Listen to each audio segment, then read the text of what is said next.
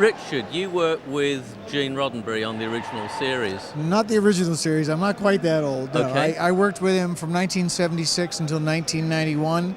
So from the development of Star Trek Phase 2 up through the 5th season of Star Trek The Next Generation. What was your involvement then? Tell me all about that. Well, it started off as just being a fan. I met him at the first Star Trek convention in New York in 1972. And I moved out to Los Angeles a couple of years later. And then he moved back onto the Paramount lot. He had been up at Universal. And they started putting together this second series. And I was coming over to run Gracie Whitney's fan club using a spare office that they had and a typewriter. And then they discovered, Gene and Susan Sackett, his assistant, that I had a very good working knowledge of the show.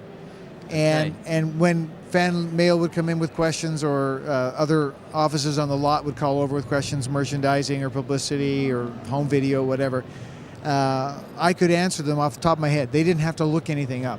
So it's almost encyclopedic. Yeah, well, eidetic. It's not photograph, it's eidetic. So I became very useful to them. And I started doing less and less of the fan club and more of helping them out. And eventually that became my own office. I had my own phone extension. I had an overhead number to charge supplies to. I had my name over the door. I had everything except a salary for about 10 years. And then Gene decided it was time the studio started paying me. So I became officially the studio's resident Star Trek expert in 1986. That's a dream come true for any fan. It's an absolute success story. Absolutely, yeah. I mean, I never believed what was happening. And I think in 1978, when we did Star Trek The Motion Picture, and as a thank you, Gene made a lot of us extras, I thought, well, that's it. That's the icing on the cake. It can't possibly get better than this. And the next, 30 plus years that have happened since then, the icing has just gotten thicker and thicker and thicker and thicker, including being in the last film as well. So fantastic. What part did you play? I was one of the Romulans, and yes, they did shave our heads. Oh, wow. They really did. Yeah, it's very cold. Grown back really well. Oh yeah, it only took a couple of weeks actually. Oh, what's the secret? I wish mine would. Have you got any really obscure facts for me? Well, I know so many of them. You've got to know in stuff what area? In what area? I don't know. Pick something that's just so weird you're going to blow me away. Okay, this is a weird one. There's an episode of the original series called Charlie X. Okay.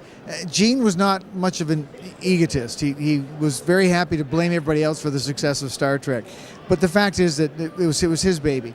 So in Charlie X, there was a scene where Kirk tells the galley chef that if he can't make the artificial, if he can't make real turkey, at least try to make the artificial turkey look real, right?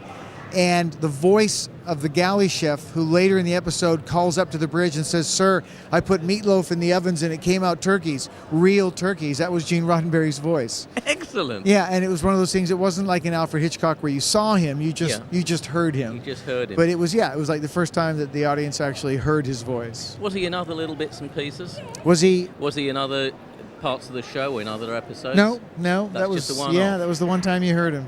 There are a lot of people that had cameo episodes or cameo parts in Star Trek as well, weren't there? I mean, I'm thinking about Scott Bakula's old buddy when he was doing Quantum Leap. Yeah, not so much the original series. Yeah. Next Generation, there was this list of people who wanted to work on it, like Robin Williams and Eddie Murphy and politicians and real scientists, astronauts. Yeah, all these people would call up and say, I'd really like to be in it.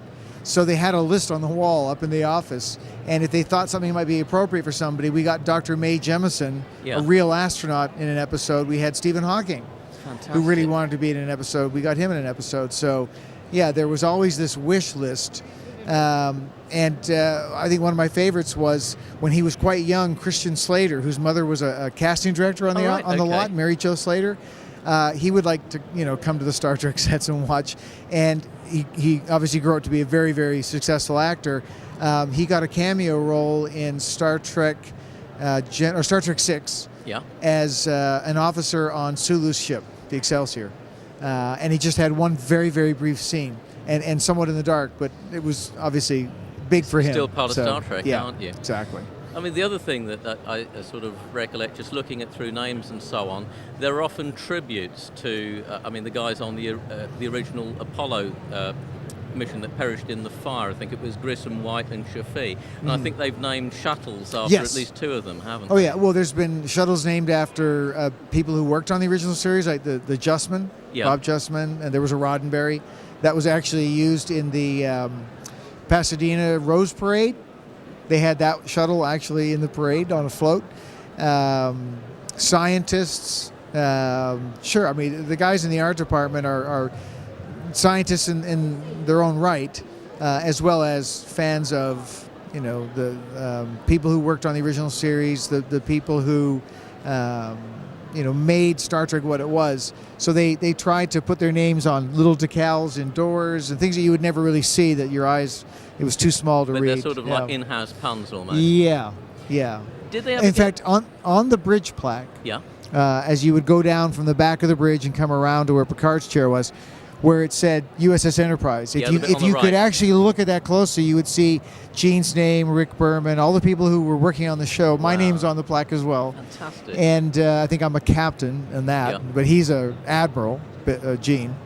And in one episode, they wanted to have Picard walk over and sort of run his finger along the top of it. Well, they realized that the audience might be able to read it, so Yeah. they made up a new plaque that had real Starfleet names that Does made it- more sense. Does it say where the ship was registered? Planitia Fleet Yards. Wow. Yeah, That's just, in orbit over Mars. Utopia Planitia Fleet Yards. I'm really Yeah. impressed. Yeah. I don't know how many people would know that. That's got to be just a handful. Well, I guess. it's on the plaque, but you'd have to actually get up and read it. So Absolutely incredible. Thank you so yeah. much for talking. You're to us. welcome. All right. Yeah. Go on. Phenomenon Star Trek. I mean, would Gene Yep. have ever thought it would have been? Fine. Oh, so- I've answered that plenty of times. Okay. Okay. One last question for you. Going back to the original Gene Roddenberry concept in, 1964, 65 or whatever. A little earlier, but yeah, they started filming in '64. Okay, is there any way that he would have foreseen the phenomenon, the global phenomenon it's now become? No, and certainly within his lifetime, it was a phenomenon. It set records for convention attendance, for box office, for a science fiction film. The Star Wars films obviously did, you know, incredibly well, but George Lucas always sort of blamed Star Trek for getting him into it. Sure. But Gene, he was interesting. He said that Star Trek has not changed the world. That he didn't buy that for a second. That it certainly affected people's lives, changed, you know, people's ways of thinking, got people to go into medicine or science or whatever it was, engineering, who probably wouldn't have if it hadn't been for Star Trek. But he said all you have to do is look at the fact that there's still slavery in some areas of the planet, that children are not treated well Yeah, that's true. everywhere on the planet, women are not equal everywhere on the planet. He said we have a long, long way to go. Yeah. But he believed that as a race, the human race, and still in our infancy, as he used to say, just one step beyond throwing rocks at the moon out of fear. He said that we are better now than we were in the past, and that hopefully we'll be better in the future. And that was always his vision. So the message to take away is that underneath all of the nasty things that go on, there is an inner good. There's this prophetic, Yeah. optimistic vision of the future. And Star Trek brings people from all faiths, you know, all political backgrounds together, and they can have a weekend event like this with people from all over the world who they would probably never cross paths with otherwise, Sure.